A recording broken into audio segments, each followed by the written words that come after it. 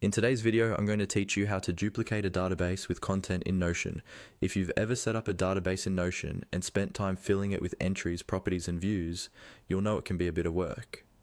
The good news is, once you've built a database you like, you don't have to start from scratch every time. You can quickly duplicate it, along with all of its content, and reuse it somewhere else in your workspace. That's exactly what we're going to walk through together. First, open the Notion page that contains the database you want to copy.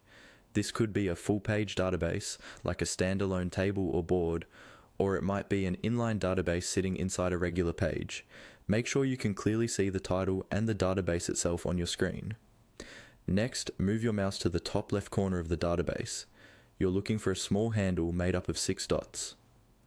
This appears when you hover near the upper left edge of the database block.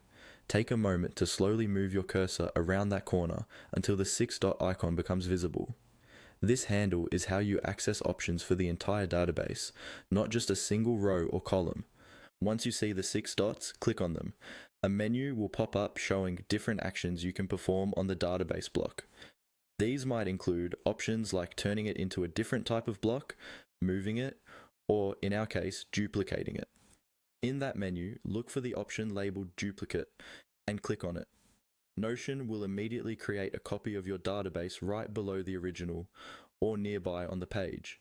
This duplicate includes the structure of your database, such as all the properties and views, and it also includes the existing content, meaning all the rows or items that were already there. At this point, you can rename your duplicated database so you don't confuse it with the original.